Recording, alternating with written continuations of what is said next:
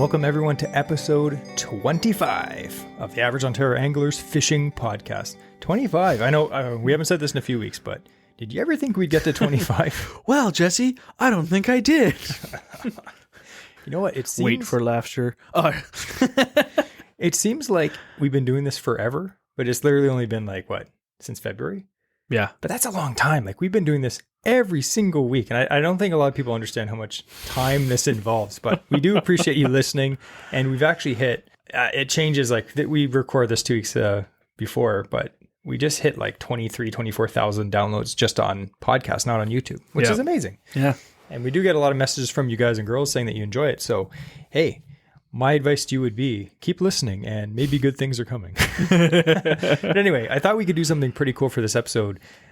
This is one of the topics I feel like it's very relatable. Now, we're not going to be talking about spending $100,000 on a boat. We're actually going to talk to Andrew. We're going to interview Andrew. AOA Andrew, the guy right here with the mustache, about his tin boat build. And he did it uber budget. Yes. Super cheap. So we're going to talk about that because I know buying a boat is expensive. That's why I don't own one. Yep. And to start a project is daunting. It is daunting. So we're gonna talk about some of the tips and tricks Andrew has learned and that we've dealt with getting all the parts for this boat and how we fish out of it too. So before that though, just to whet your appetite for what's to come. But before we get into that, we're gonna have an interesting fishing fact as usual. And to handle that, we have the man with a mustache, Andrew. So I was doing research a while ago. Boring. Yep. Okay, go ahead. Well, you might find it boring, to be honest. For me, I find history fascinating. I was curious about the history of fish management in Ontario. Okay. Because we think of it when did regulations come around? I was I have no clue. When did we have our rules and regulations you have to follow now, but that wasn't always around. Yeah. It's what? And we were talking a while ago, we were fishing this past weekend, and it's I would love to see if humans had never messed around with stocking lakes, with damming up rivers and stuff like that. What would the Ontario fisheries look like today if it was an untouched land up to right now, or if I could travel back in time to the 1750s and fish Canada waters, what would it be like? That's interesting. I'm going to be reading a lot because I want to be accurate. This is from Ontario.ca website. Oh, so you didn't build a time machine and go back in time and tell us? Well, I can't get an A+ every time, Jesse. Okay. So I'm only average. Fair.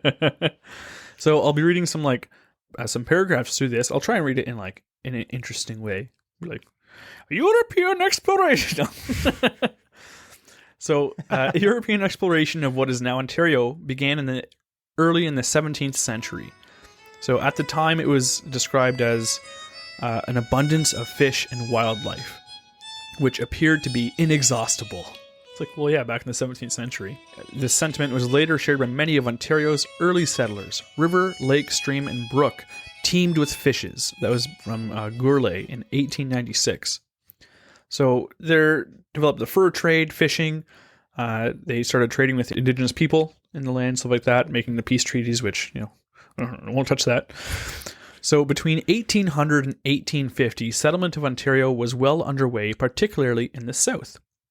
Early settlements followed waterways, the St. Lawrence, the Ottawa Rivers, Great Lakes, and inland waterways. They're still the most built-up areas in Ontario. Upper Canada, the population between 1830 and 1833, the population of Upper Canada increased by 50%. Most of the treaties were signed with First Nations during this period of time. It was also during this period that human impacts on fisheries and aquatic resources were first recognized. This is 1830. They're already seeing, we're having an impact. Yeah. So land was cleared, dams and sawmills were constructed on many Great Lakes tributaries, and canals were being constructed. Subsistence fishing by both First Nations people and non-Aboriginal fishers was important. So there were reports in 19, or the book was written then. So the early accounts of the Crees and Ojibways, they were starving to death during winters because of the overfishing already back then. Wow. Significant portions of the catches that were being made weren't being eaten. They were being traded or sold. So all the fish, it's ridiculous. So it starts getting commercial. It became established during this period, which again is 1830 to 1833. Commercial fishing has started in Ontario. Also at this time, pollution, overexploitation, and dams blocking spawning streams, Atlantic salmon started to display declines in some portions of Lake Ontario. In response, the first laws were enacted to prevent overexploitation, and artificial fish propagation, like stocking, was developed in the widely held belief that fish stocking could counterbalance the combined effects of pollution, overfishing, and loss of spawning grounds. Commercial fisheries grew rapidly and fishing techniques improved dramatically during the period from 1850 to the 1900s. By mid-1890s, more than 12 million yards of gillnet were licensed for Ontario waters. Sketchy. Like, no wonder like the Atlantic salmon went depleted, because that was the main fish they were doing. They used to sell them salted by the barrelful, like all of them. Like, it was crazy. Little side note about that. I remember looking up some information about Atlantic salmon in Duffin's Creek. Mm-hmm. And they said that there were so many of them back in the day that you could walk across their backs. Yeah. That's how many were coming in to spawn in the streams. Yeah. And now literally you might see like... The lake was lousy with them originally. Now there's like none. So Atlantic salmon had been extirpated in Lake Ontario, so completely gone, by 1890s. They were all gone. They were all gone. Yeah. Like, so it wasn't even the 1900s and we already outfished an entire species out of Lake Ontario. Like, that blows my mind. So commercial fisheries had intensified on lake whitefish with improved gear and technology. From a fisheries perspective, the period from 1860 to 1900 was focused largely on fish culture, led by the efforts of Samuel Wilmot. Stocking of hatchery-reared fish, including several non-native species such as rainbow trout, common carp, and Chinook salmon, increased. So again, this is still pre-1900. They're already stocking non-native fish into the waters in Ontario. So like, how much has changed just from that, right? Transfers of bass were also initiated in many inland waters. We talked about that before. Bass are everywhere up here, and they never were before. Increasing concerns over the declining status of many fisheries led to the formation of the first Fish and Game Protective Associations, and in 1890, a special Fish and Game Commission was established to determine the status of game and fish in the province. So that's kind of the first time like really big conservation efforts started to happen. But again, we think of like back then, fishing was so easy back then. By 1890, they saw the need to have regulations and laws because we've ruined this already. Yeah. The other thing, I'll skip a little bit here. If you want to read more of it, again, this is all just on the Ontario.ca website. I found it fascinating. The period from 1900 to 1950 may best be known for the continued deterioration in water quality of the lower Great Lakes and the introduction and spread of several invasive species, notably American smelt and sea lamprey throughout the Great Lakes. As well, lake herring stocks had collapsed in Lake Erie, and the American eel had been extirpated from the waters of Algonquin Park. So again, Algonquin Park used to have American eel. It got outfished out of like the whole park. Like, how do you do that? I don't even know how that's possible. And again, I thought lamprey were more of a recent like introduction. I didn't realize it was from back in the early 1900s either. The last thing I want to read here, or that I will read here, I want to read a bunch more. But the last thing, so during the World Wars, there's a relaxation of conservation efforts because they were focused on the war efforts. So fisheries management efforts during this period were directed largely to addressing overexploitation and attempting to enhance resident fisheries. What did they do? Fish stocking and transfer programs were expanded, and several deliberate introductions of non-native species. They give examples: brown trout, Kamloops trout, which is the rainbow trout, walleye in Kawartha Lakes. They were never there before. Bass in northern Ontario. They were never there before. Like, again, stuff we take for granted. And that's why I was talking to you before. Like, imagine these lakes that we're fishing, that we're going for walleye, going for smallmouth, going for largemouth. If we had never interfered with it, we'd be up there catching like perch and muskie. That's it. Northern pike, the odd lake. Like, yeah, it blows my mind like how these lakes would have been without us intervening. Yeah. It can't be changed now. But, it puts in perspective a little bit when everyone's like, oh, there's invasive species and oh, look at this coming. Like, yeah, it's a concern. But at the same time, look what we did. Yeah. They're all invasive species. Yeah. So I just found like, I never knew the history of that many different species that were introduced by man into these lakes. Like, I took it for granted as they're native to the area. They're absolutely not. Yeah. And it now they become established. They are the normal now. I never knew that much like stocking programs and stuff like that took place so early in the history of like the fisheries management in Ontario. So anyways, I found that interesting. That is interesting. It's funny too, because like my grandpa, he's in his mid 90s. He's very, very old. And he still tells me every time I talk to him, he's like, oh yeah, he always tells me the story about how him and my grandma used to go smelt fishing. Yeah. Back, like, I'm talking like when he was using huge umbrella 20 years like old. 100 Yeah. hooks. So literally like 70 plus years ago when they first got married. They actually just had their 73rd anniversary. So shout out to my grandparents. But anyway, they used to go smelt fishing and they said, oh yeah, like, they'd all be out there smelt fishing, like hundreds of people, and they'd just be filling up because there was no rules or anything. Yeah. And then he's like, oh, do they still do that? I'm like, not really. You guys ate them all. But it is interesting because you have to think, like someone like my grandpa's age or your grandpa's age, there was no salmon in the Great Lakes back then. Yeah. Like that was something that they saw introduced. And now we're like, oh, like people may think, oh, there's been salmon here the whole time. There hasn't. No. They brought them here. Yeah. That's why you see huge Chinook salmon in these creeks and you're like, why are they so big in these tiny creeks? It's because they're not supposed to be here. They were supposed to be in British Columbia in these massive, rivers. Yeah. But yeah, humans have really messed things up. But hey, if I can catch bass and walleye now, yeah, I can't complain too much. Yeah.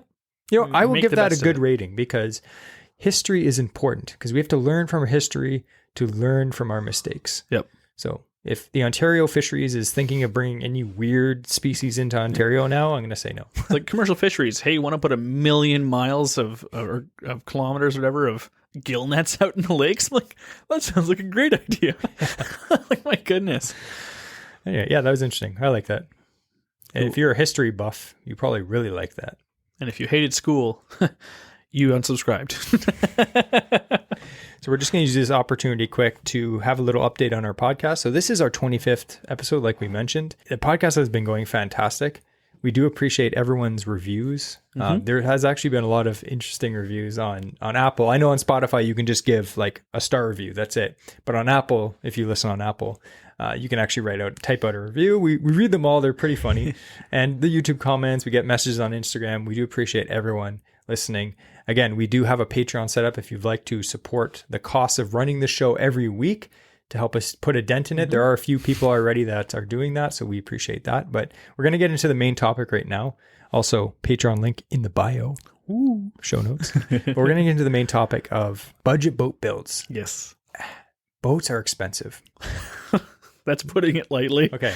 We're not talking about like going to the store and buying like a brand new bass boat. We're just talking about any boats. And it's just a quick story. I went to the spring boating show this year and me and my wife were looking around and like, again, I grew up fishing out of canoes, kayaks. I have a flatback canoe right now. We fish small lakes. I've always wanted to get a bigger boat. And by a bigger boat, I mean literally like a 16-foot tenor would be great. That would be like a huge upgrade for me.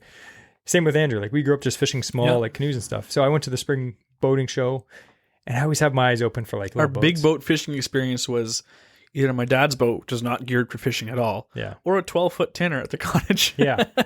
We're like, you can stand. Yeah. But it's insane. And I don't want to sound like, oh, we're so poor, but like the way the economy is nowadays, for most people, buying a boat is a big, For the average angler, yeah. it's not accessible. And I went to the boat show and I was looking and they had some setups. It was like, 14-foot tenor with a 20 horse on a trailer. And it was like legit $14,000-$15,000 brand new. And I'm like, for that?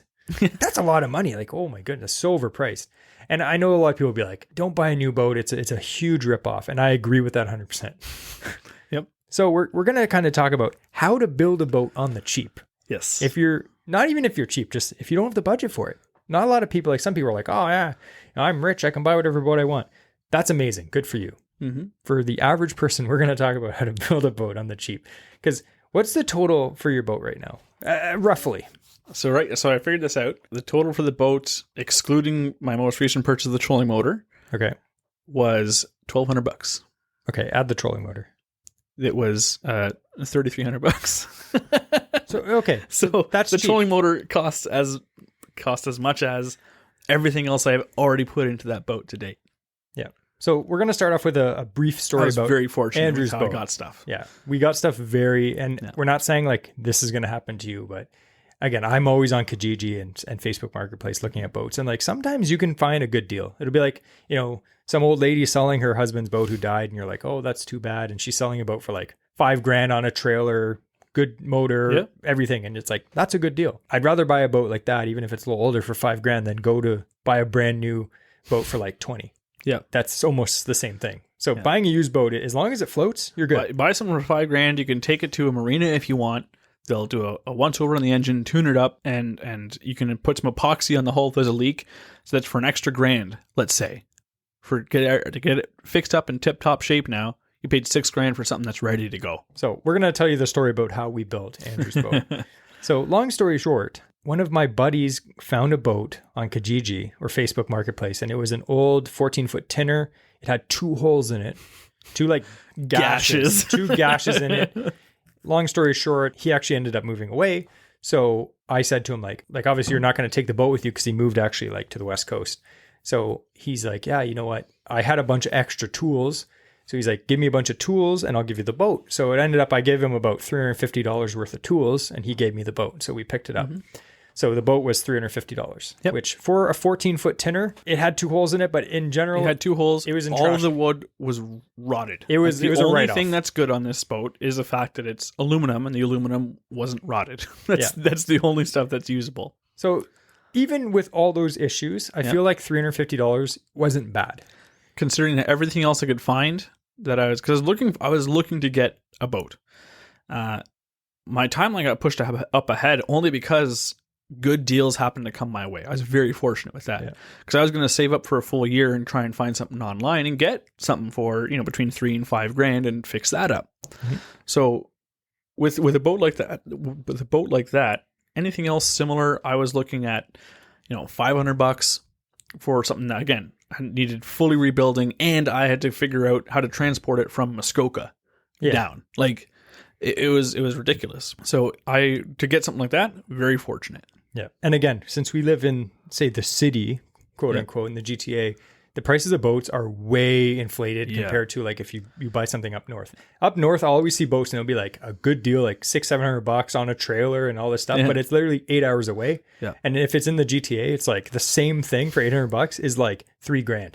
If you have friends or family, if you are looking to get a boat, if you have friends or family that have a cottage or live up north, let them know, have them keep an eye out for you, because chances are, by word of mouth, or some guy parking it on the front lawn, it's not posted online. Yeah. It's not anything like that. That's going to be your best deal. So if you can put the word out, word of mouth, or if you are going on a trip up north, take a look at what's around, because you might be fortunate enough to find something like a good deal up there. Yeah, chances are get a better one there than you will, like Jesse says, down in the here. city. Yeah. That being said, so we got the boat, and our buddy threw it on the back of his trailer. We had like a little dump trailer. We brought it to my shop, my workshop at work, and we put that boat. It was funny because my shop has an 8-foot wall around it. It's just in the back of a warehouse, and we leaned it up against the shelving, the metal shelving, and it sat there for months. Yeah, and I was like, Andrew, like you'd look and you just see like the top like 6 feet of a boat. And it was constantly in my way. I was like, oh, I got to move this stuff. I got to move this boat. And it was sitting there, and I was like,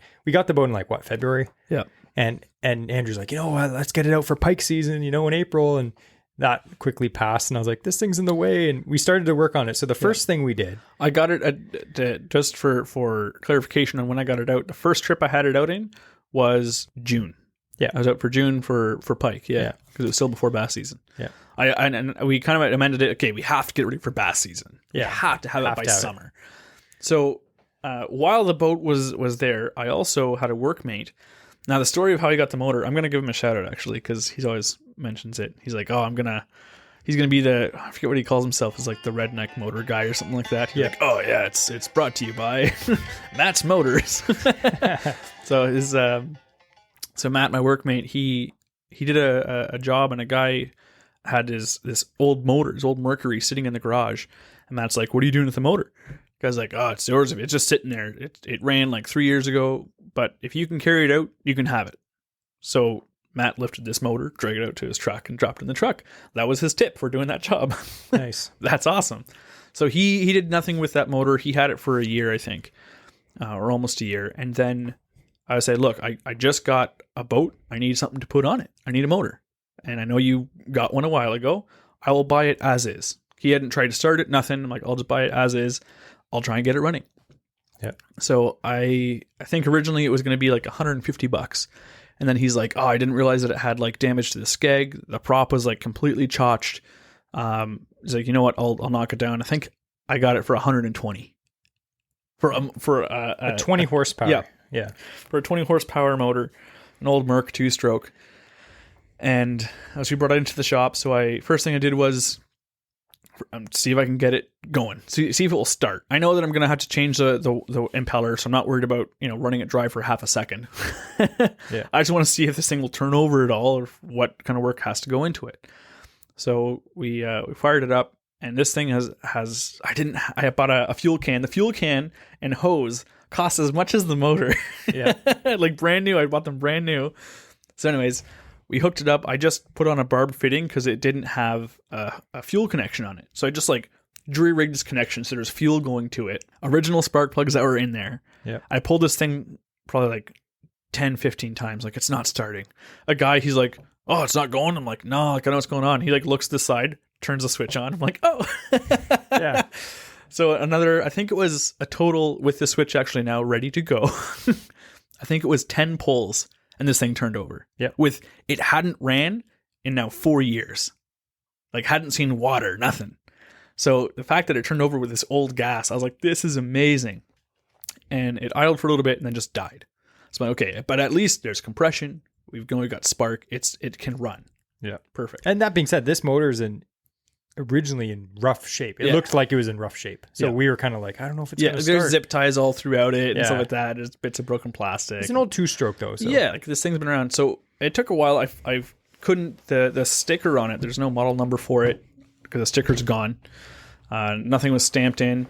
I finally figured out by looking at a couple parts on it and the design of it, talking with some marinas, it's an 85. The flywheel is stamped with the year 84.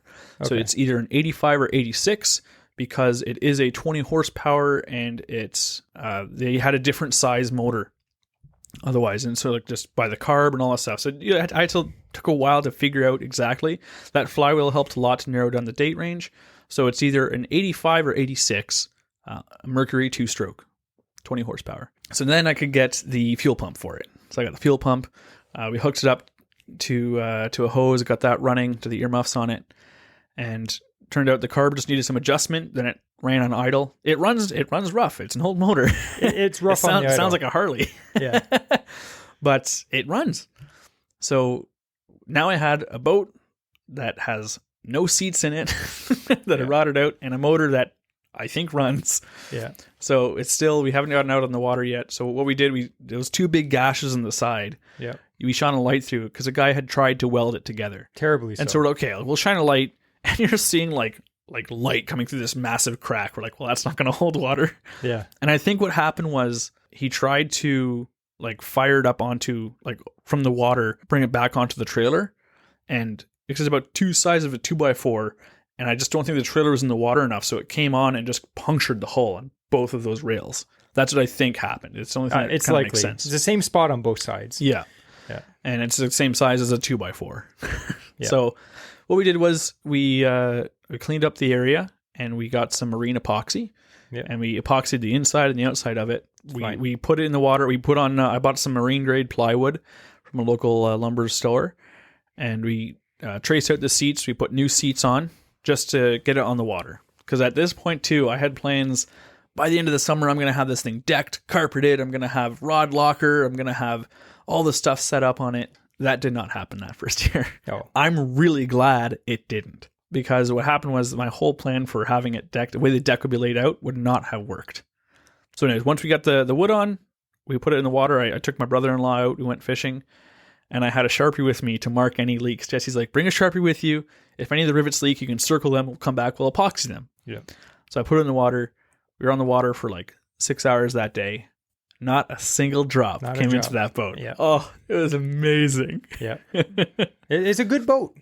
Yep. Solid. Except for those 2 gashes. Like, I'm actually surprised because we used JB Weld Marine. Yep. And I had a few guys be like, oh, that's not going to be strong enough. It's like, it literally bonds at like 2,000 pounds per like Yeah. And it's flexible too. Yep. And we've run that thing over like some pretty rough water. Yep. It doesn't leak at all. I have zero complaints about that JB Weld stuff. It's amazing. It has worked. Yeah. I also keep a spare tube of the wet or Putty? it's I can't remember. It has a specific name. It is marine grade, but it's designed for like wet surfaces. Yeah. And so I have that. What's cool about that one is it's not rated as high of a like pressure rating as the marine standard one, but you can put on a wet surface. So let's say I'm running around in a back lake. I have that with me, and I bashed onto a rock and I split my hull, or or puncture it somehow. I can drag that boat up on shore, roll a log underneath the front end of it. I can patch it even with it wet, and then it sets enough to be riding on it in 2 hours, and it fully cures, I think, in 18, something like that. So in 2 hours, that means if I puncture my hull out in a back lake and I can't get back to the boat launch, I can run it up on shore somewhere, patch it, and at least in 2 hours, I can get it back to the boat launch. Yeah. So Good that's stuff to have. 100%. I have the same stuff for my Sports Pal because my Sports Pal canoe is very thin aluminum, really thin, probably like 3 times thinner than your boat. So it's good to have just in case, especially if you're camping or in your back lake and you hit a rock and just punch a hole in the front. Yeah. It's like, well, what are you going to do now? So at least you can fix it. Yep. But I'd also like to mention too, so we also had to replace the transom. Yep. So the seats, full transom. What I did was too, so the old transom was like a small, just the triangle on the back kind of thing. And in the center of the back, inside and out. So what I did was I got it's 3/4 inch marine grade plywood. I did a full transom across the whole back, and I just came down a bit lower around the motor. And I also did a full transom on the inside. So I did a full like double transom inside and out because I wanted that thing like secure. Yeah. Because I also knew with a 20 horsepower, I'm actually overrating for that boat. So I wanted to make sure it was like super secure. There are corner caps that I made sure were solid. I refastened them and secured them to make sure that it wasn't going to be twisting against that hull. I've had no issues with like that motor pushes that boat fast, but I am not concerned at all about it doing any damage to the boat, or the torque and stuff on it. Speaking of that, so again, I don't know if we mentioned this. It's a 14-foot. It's not a wide body. It's a 14-foot boat with flat bottom. Yep. What speed can you hit with that 20? 40 kilometers an hour. 40 kilometers an hour. And that's fast. That's with 2 guys in the boat, all the fishing gear. All loaded up. And that's literally like a pop can of a boat. When he's flying, so when the water's flat and he hits like 40, it's insanely fast. Like speed on the water is way faster than it feels like when you're driving. Yeah. But if it's rough and he's punching it, man, that boat, it's uncomfortably fast. Like just hitting the water. But that thing, the first time he took me out on it, and he's just like, all right, hang on. I wasn't expecting it to go that fast, but it went way faster than I thought. Yeah. Because the average speed that I found, so say with a 14-foot boat, from my research, if you put a 9.9 on a 14-foot boat, that's underpowered. It'll still push. Yep. You're probably going to hit, you're not going to plane 25 kilometers an hour. You probably have a hard time planing. If you put a 15 on, you're going to hit low 30s. Ish. And again, this depends on a lot of factors. Yep. So don't message us and be like, oh, I hit this speed with that motor. Yeah. But if you have a 20 on the back, you're going to hit high 30s to 40. And it has literally just been a time saver. Because like, again, we usually fish in the Sports Pal with a little 2.5 horsepower. Yeah. Our top speed is 11 kilometers an hour. We can literally go max speed through a no wake zone. Yeah. And only speed by 1 kilometer. But we can fly to spots now and just, go up to that spot, and just zoom around the lake. Especially for muskie, because there's one spot we like to hit, and it takes, for us to get there in the Sports Pal, it was like taking us an hour. And that's a big waste of time. And now we can get there in my boat in 10 minutes. Yeah. Like, it's crazy how much, that can save on time. All right, so here's some questions. So if you were going to buy, I know you got a really killer deal on your motor, and it's been reliable so far. Hasn't stranded us at all. At some point we have to talk about the trailer. Well, we'll talk about that briefly, but okay, that's another big component. So say you picked up a used boat on Kijiji or something like that, $500, $600, whatever, and you're going to get a motor. What are you going to look for? Where are you going to look? Kijiji? I'd look on Kijiji. It depends on what you're, like, if you are mechanically inclined or not. That's a big thing. This is a good warning. Yeah. If you want something that, you don't have any, you're not mechanically inclined and you just like, I want to go in there and start it. Buy something you can afford that's new. Or newish. Or very new. Very newish. Like 5 years old. Go to a marina, find something that, like, they have some used motors and stuff there too. It's not some of the northern marinas especially, but find something that is very new and reliable, because you're probably not going to have issues with it. Yeah. And chances are, if there is something, let's say it is new, it's under warranty, you're going to take it to marina to get repaired. If you are mechanically inclined, there's something real special about finding the old two-strokes, especially with the smaller horsepower motors. They push a lot faster. They have way more torque. Yeah. Way more. So you're out of that hole when you punch it, like it hops up on plane a lot quicker than a four-stroke of the same horsepower rating. Yeah. And two-strokes are really easy to maintain because they have the oil mixed into the fuel. It doesn't take it. I have a bottle that tells you the mixture for, this much gas, and you put this much oil in the bottle, and it tells you the mixture, and you pour it in. Dead simple. Yeah. Don't like it's the math is non-existent for it anymore. And I think there's like a stigma that it's complicated to find the ratios. It's really not. Super it's easy. Not. Yep. And so if you're not scared to be working on the motor, we dropped the whole bottom end on mine. Yeah. Replaced the water pump, and in my workshop. I bought a book. I watched some YouTube. It wasn't bad at all. It was easy to do it. YouTube is your friend. You can learn how to fix like I'm a handyman. Yep. You can learn how to fix anything from YouTube. YouTube University. Yeah. There are some things that, if I can't troubleshoot the best, but I'll do research online, like, now I figured out what that is.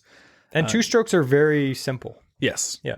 Yeah. So they're a lot less complicated there's a lot less valves, a lot less stuff in the internals of the motor to go wrong. Mm-hmm.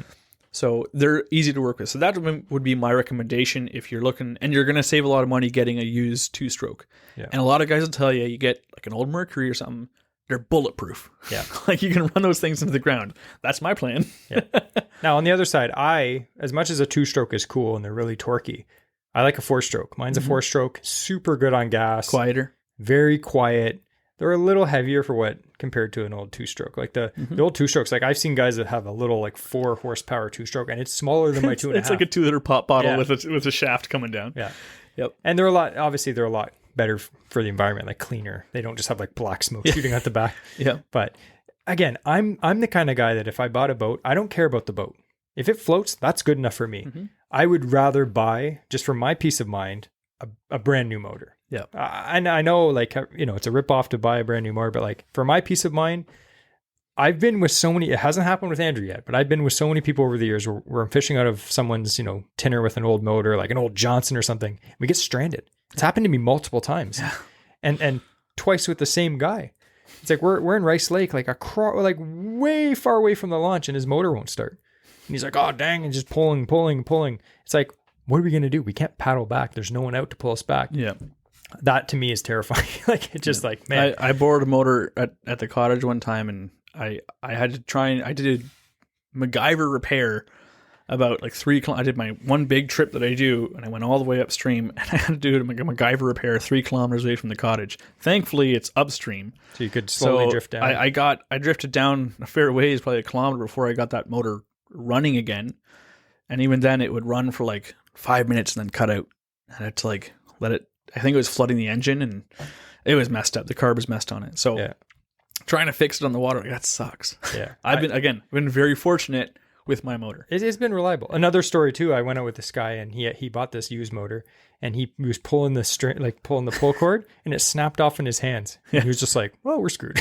He ended up fixing it. I was like, okay. But I think the moral to this part of the motor thing is, if you're a handy person, get a used motor, 100%. Yep. Like it's a good deal, and they're fairly easy to work on. Mm-hmm. Like if you have to replace the impeller or just basic stuff, like, I have to, replace the carburetor. It's not that complicated to do. Yep. If you have a socket set and a bunch of tools, you're fine. If you have somewhere to work on it, it's fine. If you're the kind of person that's like, I just want to buy something that, plug and play, just put on my boat, pull the thing, or have electric start, buy something newer.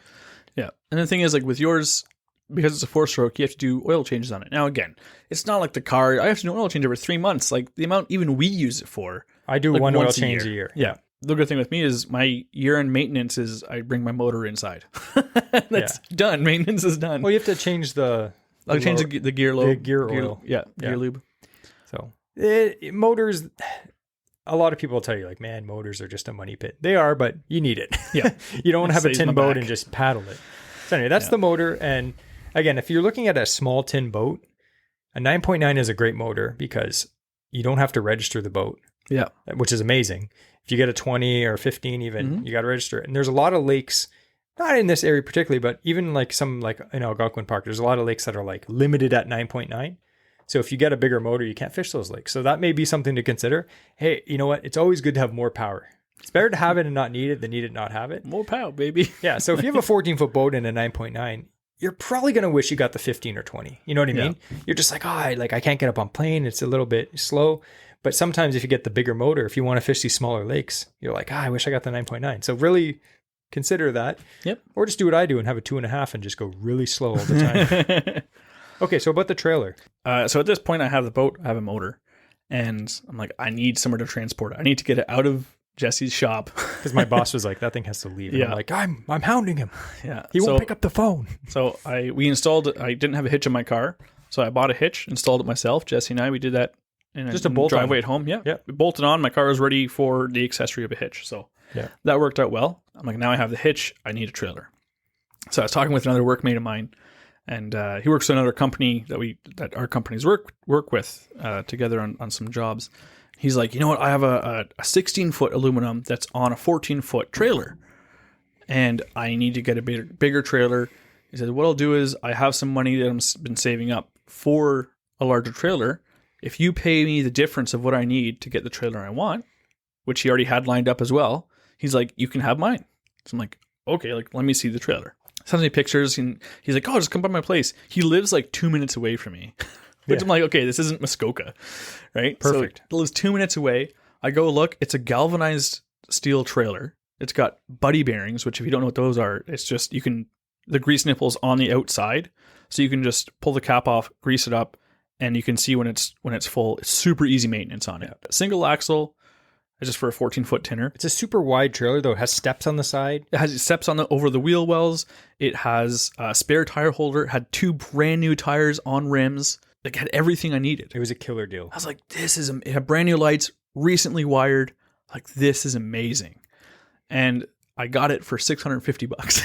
Which is for that trailer, so dirt cheap. Again, to put that in perspective, when I was looking for this, it was 2021 when I was looking for a trailer. I think it was 2021. Yep. And the cheapest thing I could find was $800, and it was 3 hours away. It says needed work. You have to fix on site and tow it yourself.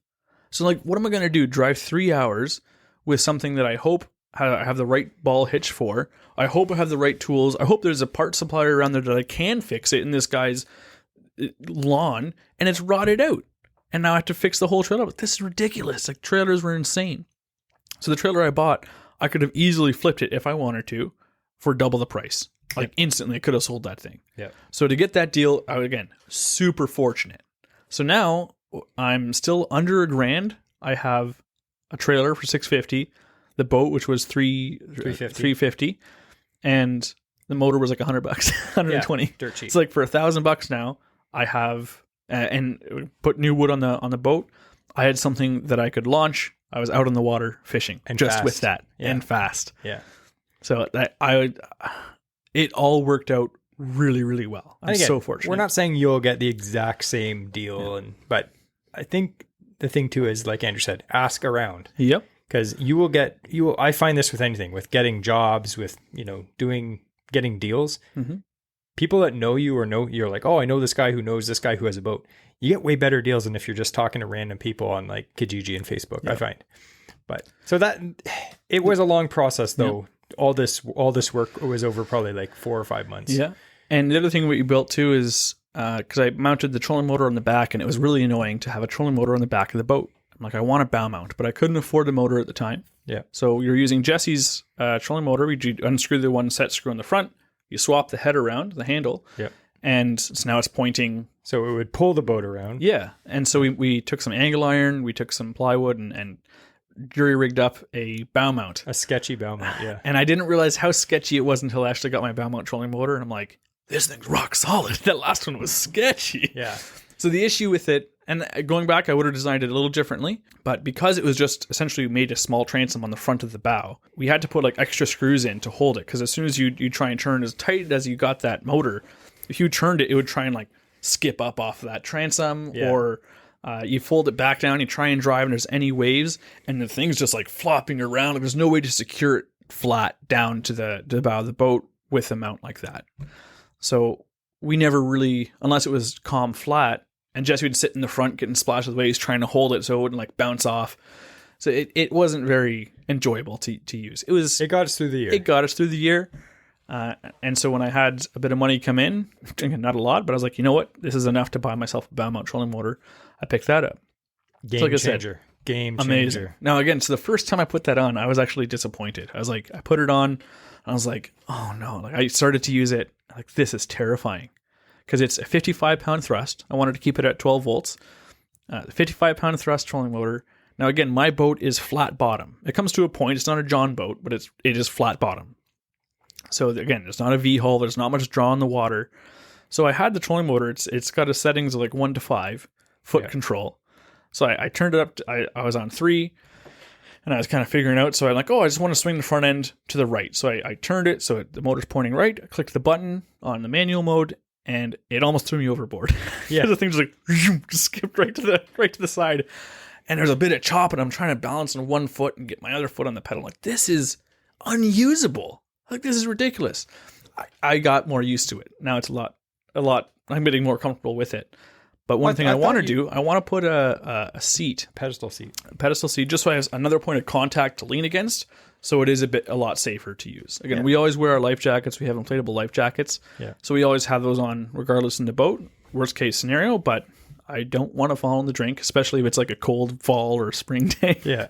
And I have to say, you got like, it's a bow mounted trolling motor that controls, it takes a little bit of getting used to. Yeah. But I did notice, like, we went to this one lake that we love, and it's full of stumps. And the one with rocks, like the one is like big rocks, randomly places, and you have to weave your way through like a maze. You were doing a good job just weaving through. We didn't hit that many things. But a bow mount trolling motor is a game changer. And in fact, I was just telling Andrew, because like, I'm planning on building a similar boat like this next year. And I'm thinking of getting a 12 or hopefully a 14-foot aluminum. And my first purchase is going to be a bow mount trolling motor. Mm-hmm. And then I'll put my 2.5 horsepower on the back, even though it'll be dead slow. I still fish small lakes. It's a fishing platform. I'd rather have a bow mount trolling motor first than like a 9.9 or a 15 on the back. Yeah. And the bow mount trolling motor that Andrew got, what is it? The Minn Kota? It's the Minn Kota Edge, 55-pound thrust, which is perfect for a small, small tinner. Yep. And it's a great little boat. Pushes it really well. It was pretty windy conditions. Even with the wind, we were moving along pretty good at setting 4. Yep. And I have I think it's a 120 amp hour lead acid battery that ran us all day long. Yep. On with that motor. So I did want to keep it in the 12 volt range because I don't want to have the need to have 2 batteries on my small tinner at all times. So I made my first hatch in the boat, which is a big step for me. Yeah. Because it's just been just the base seats essentially still to this day. So I just cut in my first hatch in the one bench seat so I could have my electronics, which I'm just starting to wire in. So the battery now sits in there. I have a full disconnect. So when I'm not using it, nothing is drawing power. And I wired in a breaker, inline breaker, which you need because I don't want to fry my brand new motor. Yeah. And then I extended the wiring up to the front, and I installed a plug. So I remove my motor all the time because, again, living in the GTA, there's too many guys that their motor's stolen. Yeah.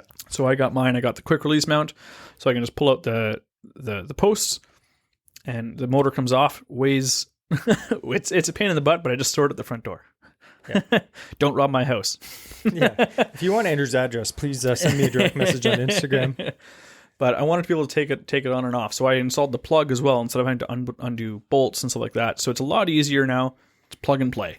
Yeah. So that's one thing. I also have plans, which I have the stuff. I need to get a little bit more wiring, some other butt connectors. But you said connector. I have a 5-switch gang panel that's going to be controlling the navigation lights I'm going to be installing. It's going to have some interior lights for if I'm night fishing and stuff like that. Again, when I go out, I don't make a habit of that, but if I'm camping and whatnot, I love to go out in the evening if I'm on the lake. Yeah. So to have some interior lighting that I can turn on and off, I might have a spotlight. It's going to have USB charger. It shows my amperage, so I can keep an eye on where the battery is at. Yep. I'm also going to have some, again, the rear navigation light. I'm looking to get a YOLO Tech stick so we can do our recording on the boat and have that GoPro charging so we can record as much as we want. So there's a few different things that I will still be doing with the electrical. As of right now, I just have the motor kind of rigged up. Mm-hmm. But there are some more things coming down. I did install also a little patch of wood in front of the front seat to create like a small front casting deck. So I needed something to more space than just standing on the seat, which Jesse's been doing and balancing pretty good for the past 2 years on it. Yeah. So there's a little deck storage that way. The point too is slowly. Yeah, this has all been paced. You buy this boat and you can build it at your own pace. And mostly for me, it would be build it at your own budget. Yeah. Because like I can't afford it all right away. If you had to build this all at once, it seems more expensive. But if you can spread it over 2 or 3 years, it's not as bad. You're like, spend the same time or same amount of money, but over 3 years, it seems a lot less, like your pocketbook is just stabbing you in the butt. And right now too, like the wood is still bare wood, like that I've been installing. I do have plans to get it carpeted. Right now, it's just the bare wood, and I will be, sealing and stuff like that as well, just to make sure it's all nice. I don't want to have to replace it in 5 years. I'd rather replace it in 20 years. Yeah. So you'll be dead. There's more trolling motor accident. There's a lot more that has to be done on the boat. But like Jesse said, and like I mentioned before, I'm glad I didn't just go gung ho and deck the whole thing right away. So one of the things I noticed with that boat is 14 feet is a lot bigger than I was used to, than being in canoe and then being a wider boat that I can stand in. There was no good place to put rod storage, unfortunately. Like in-deck storage for rods, like a rod locker, is awesome, but I don't have the availability for that. Where do I put the paddle I need to have in the boat? I had a neighbor, actually, I did a little work at his place for him, so he gave me a couple of his old oars. So I got the old oars, they sit in the back of the boat. I made a couple mounts for them to slide into, again, just out of plywood. I strap them down so they're not going to come out at all when I'm bouncing around or during travels. What else have I done to the boat? Again, like just little things, again, super budget. Yep. All the stuff I've gotten for either like bartering or I just make it myself. Yeah. Yep. Pick up some scrap wood and use it. It's also handy that, we have a workshop to work in and a lot of tools. I have tools and stuff like that. So like if you don't have that, it may be more difficult. So it may be a better deal for you to buy a boat that someone is selling that is ready to go. Mm-hmm. You know what I mean? The cool thing with me building this boat though is it's going to be, when it is completed, it's going to be exactly what I want for this boat. You know, it's going to fit all my criteria that I want in a 14-foot tin boat that I can tow with my car. I'd love to have something bigger, but I drive an Elantra. I can't be launching a 16-foot boat I couldn't pull out of even proper boat launches. Yeah. Even with this one, I have to be careful. It has to be a concrete launch. I can't pull it out in gravel. Even like packed gravel, it's not going to work. Well, we learned our lesson. Yes, we did. That was terrifying. That being said, say you build this up and in the future you get something bigger, you can sell it as a package. Yeah. Yeah. So it has been really cool to build it. And again, I'm starting to put hatches in where I know I can make use of them. Changing out my decks, changing how the layout is going to be on the decking, how it's going to move, how it can be modular, all this stuff. Like I love being able to plan it out, take my time with it.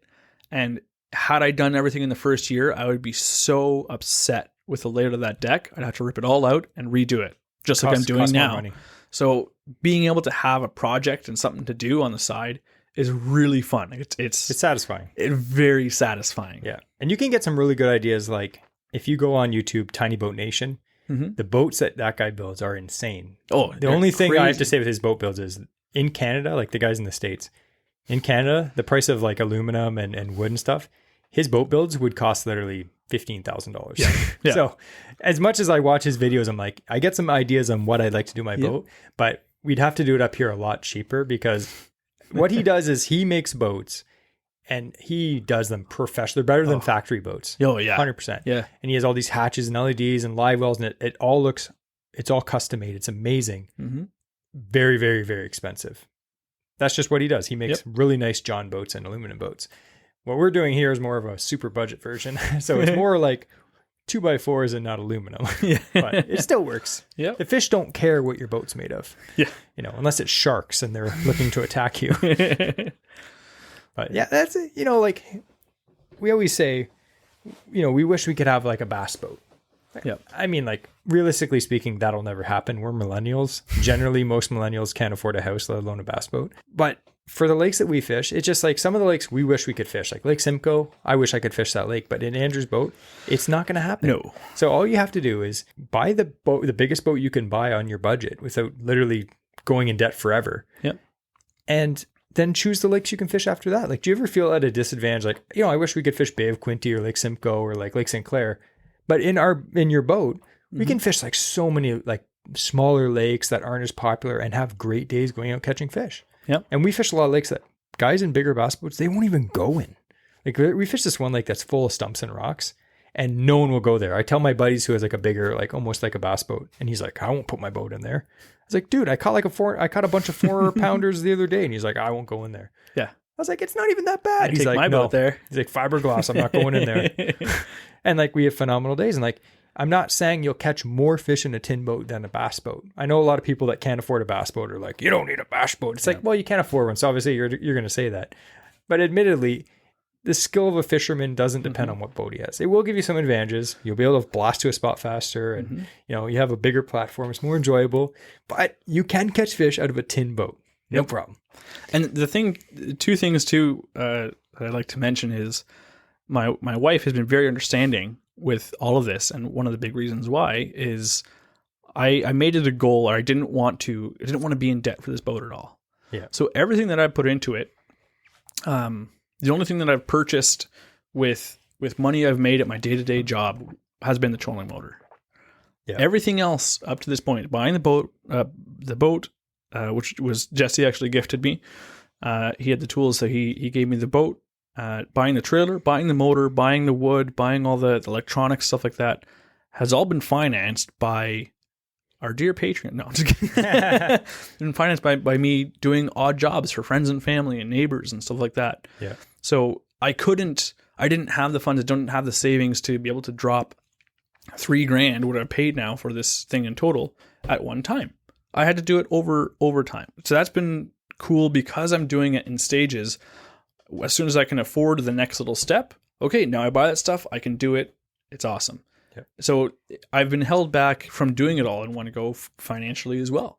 So the cool thing is you can, again, once it was floating and there were seats on it, I've been able to fish out of this thing the entire time I've been building it up. Yeah, you don't have to wait till it's completely done. You're fishing out of it as soon as it floats. You have a motor on it, you can fish out of it. Yeah. I know we kind of went all over, like this is more like Andrew's story of his boat, but the main moral of this story is you can build a boat that is completely fishable for a budget price.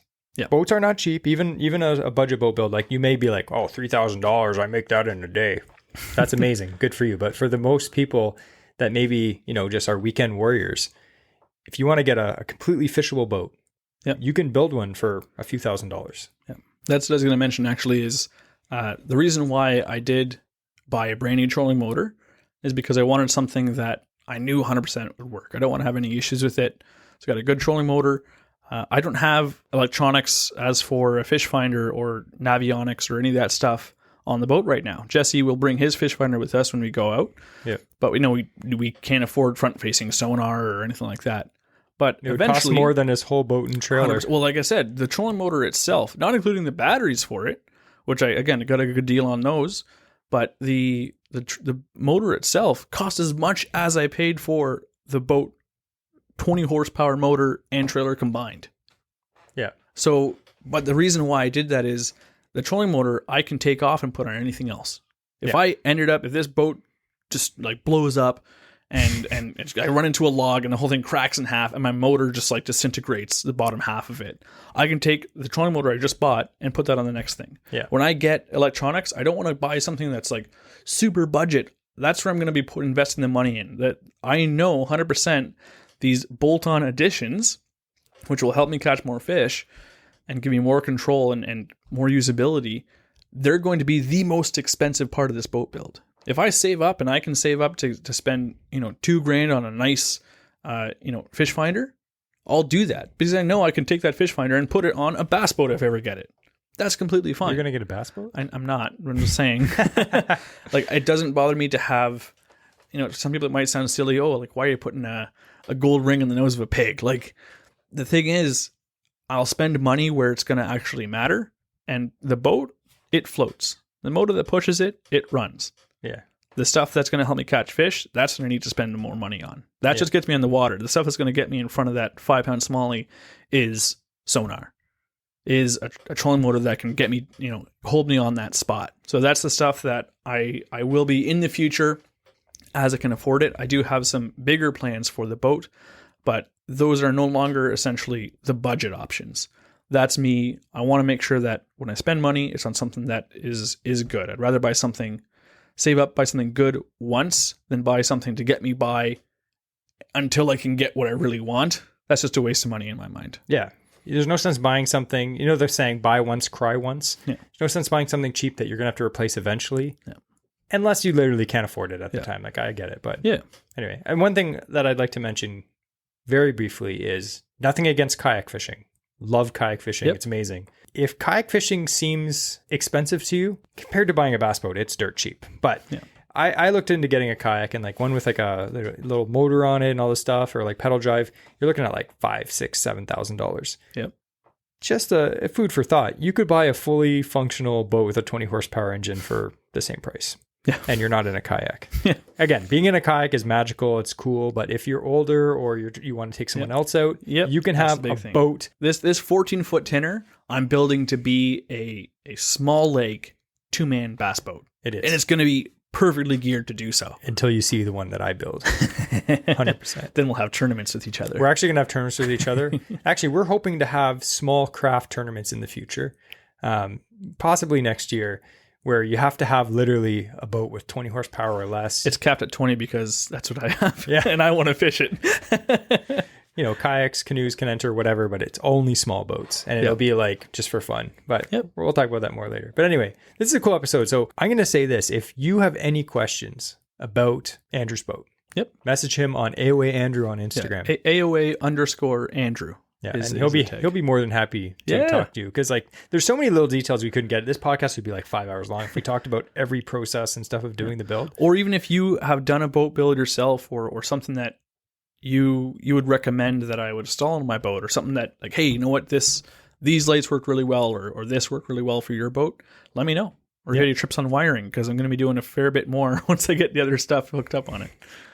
But yeah, no, it's a cool podcast. This is one that I've wanted to do for a while, because again, this has been like a 2-year slow project, and especially we've been promising more content about it since the day we got the boat. Yeah, that's true. But we'll post some more stuff. Like, I have a lot of stories that we did. We took stories of like videos of the build over the years. As this podcast is coming out, I'll post more of those stories on our Instagram. So again, I'd like to mention to everyone, if you are listening to this podcast and you don't follow us on Instagram, that is where we post a lot of our content, mostly every day. Average Ontario Anglers on Instagram. We also have a YouTube channel, Average Ontario Anglers on YouTube. We also would like to thank everyone who downloads this podcast. We actually have over 2,000 downloads per week.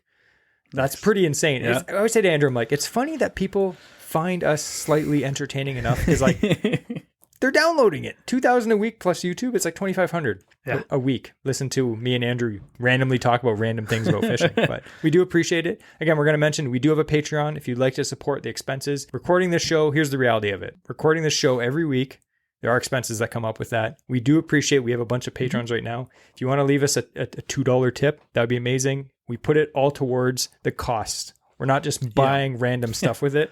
So we do appreciate that. The link below is in the show notes. Okay. So anyway, this is episode 25 of the Average Ontario Anglers podcast. Yeah, you won't start donating money to Patreon and then all of a sudden it's like, well, we just bought LiveScope. It's more like, well, this is actually, barely covering itself now. We appreciate it all. Again. Yeah. And we like the reason why we're still going, we are really enjoying doing this podcast too. And to get the feedback from you guys, again, like the good reviews, like the stuff on Instagram messages. It keeps us going. Yeah. And we meet people in public and stuff, and they're like, oh yeah, I love your podcast. Like, that's awesome. That alone like kind of makes it a lot worth it, Yeah. It's been fun. Actually, it's funny, quick story. The other day we were at some place and 3 random people came up to me and were like, hey, I listened to your podcast, and I have no clue who they were. Yeah. I was like, oh, sweet. Thanks. Yeah. Okay. It's funny because a couple times I've taken friends because they're like, oh, I want to get a new fishing rod and can you help me pick one out? I'm like, sure, like we'll go, we'll talk. And again, I'm not an expert on it, but I have more experience than them. So I'll offer what I can to help maybe. But, I went to the local tackle shop and the whole time I'm there, there's, I think 3 people. I was there for like 15 minutes and the 3 different people are talking to me that aren't just the employees who recognize me. They're like, oh man, you're Andrew, right? Oh, I love the podcast. Like, oh, you guys, I see on Instagram. That's awesome, man. And they talk for a little bit. And the people I'm with just like look at me like, who are you? It's like, I'm, getting popular. It's fun though. If you ever see us in public, definitely come up and say hi. Yeah. A lot of people have been like, oh, I saw you and I didn't want to say hi. You look busy. We're not busy. Even if we look busy, we're not busy. If I'm in a fishing store, it's like, yeah, I have time. Anyway, thanks for listening. Again, please leave us a review. And this was episode 25 of the Average Ontario English Podcast. We'll see you next week.